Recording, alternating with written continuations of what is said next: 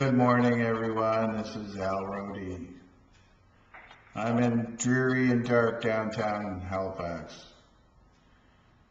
where everyone is sad and lonely. People are swarming the neighborhood, and I witnessed a car accident this morning. How do you feel now? Good? Am I bringing you up to meet your spirit?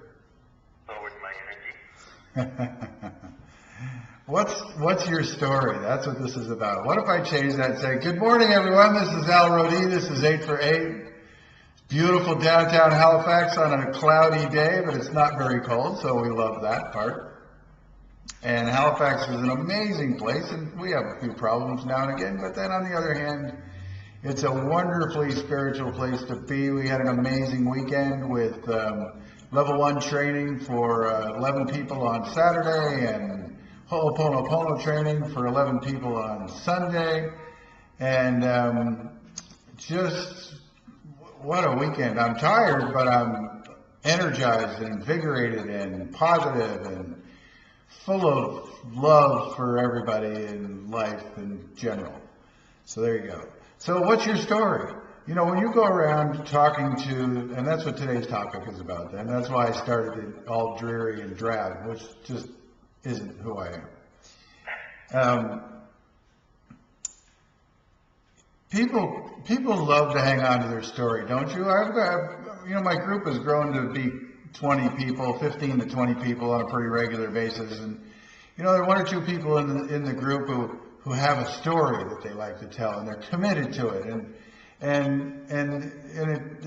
tell it over and over in different ways, but it's the same story. And don't we all do that to some degree? I'm not judging anyone on that. It's because we all do it. We all have our relationships, our friends. One friend you might tell your story a little differently to than a different friend. Or for example, if it's a close partner, someone who you trust and who cares about you and you feel safe with, you might tell your story significantly different than you do to, your son's teacher, for example, or your boss. And so we all have our stories and we're all committed to them. But really, do we really listen to our stories? Because I think our stories tell us what we want to work on. When you come home from work and you say, oh, I had a really busy day and I'm really tired and I really just want to kind of sit here and take a break, and you're getting no sympathy from your partner, and because your partner's tired and had a really busy day and really wants to have a break, and so that story kind of repeats itself over and over for some people. I think it's really important to listen to your own story and to sit down and make an appointment with yourself and then find the limiting self-beliefs in that story. Well, I'm really tired. That's a limiting self-belief, isn't it? I'm really tired. That's a limiting self-belief. Oh, I don't really feel like I can go out tonight. Well, you have a choice there. You can say, oh, you know what? I would just like to stay home and be quiet. That's a positive thing. But saying, well, I'm too tired to go out, or I just don't feel like it.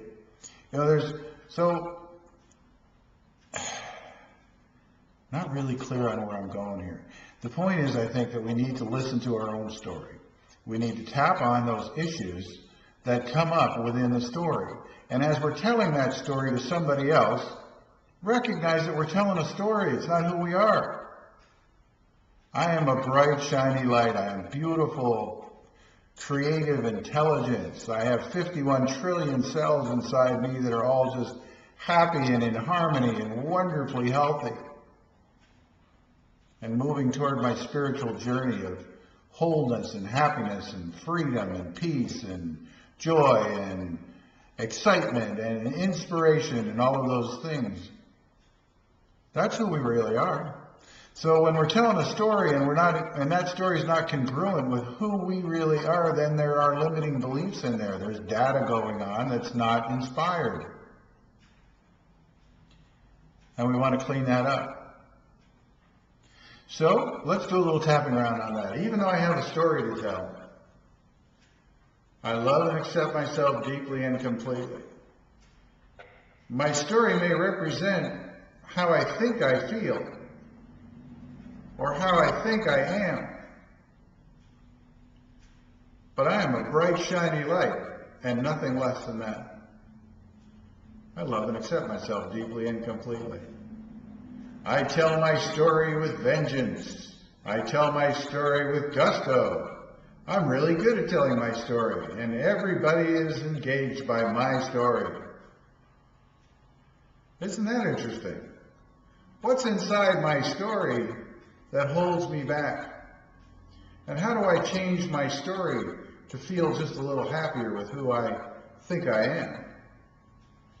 Oh well, I love and accept me. I love and accept me. Top of the head. I have a story.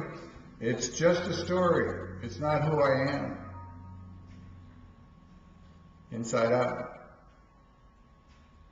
My story represents limiting beliefs in my life. Never really looked at it that way before. Outside out. My story might also be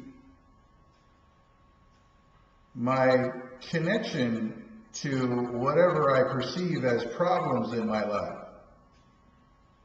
That's an interesting idea. Under the eye. Oh well. I love and accept myself no matter what kind of story I tell. My story doesn't define me, although I seem to try and make it be that way. Under the nose. What defines me is love, gratitude, forgiveness. Love, gratitude, forgiveness. That's what defines me. That's who I really am. On the chin. My story is also the role that I play in society and with other people.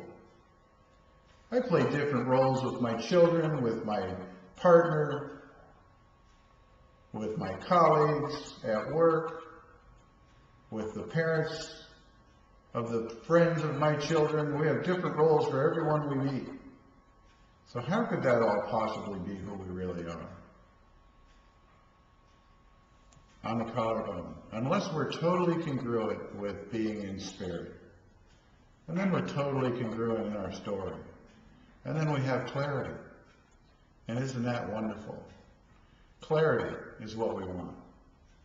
Let's be clear. As Hugh Len said over and over and over yesterday in our Ho'oponopono workshop, I want you to be clear. I want you to get it. Just do it. I love you, I'm sorry, please forgive me, and thank you. And clarity will come to you in an instant. I love you, I'm sorry, please forgive me, and thank you. That's who you really are. Under the arm. Your story is just a story, and it can be rewritten anytime you want to rewrite it. So rewrite it, take out the stuff that doesn't feel so good, that disconnects you from spirit. Reconnect to spirit. Notice that spirit loves you, that the divine creator loves you to the point of allowing you to come back to have this physical experience, and go for gusto. Under the arm still, I love you. I'm sorry, please forgive me, and thank you. This is Al Rodee. This is 8 for 8. It's a beautiful day in downtown Halifax, and I love you. See you next week. Thanks for showing up. Bye.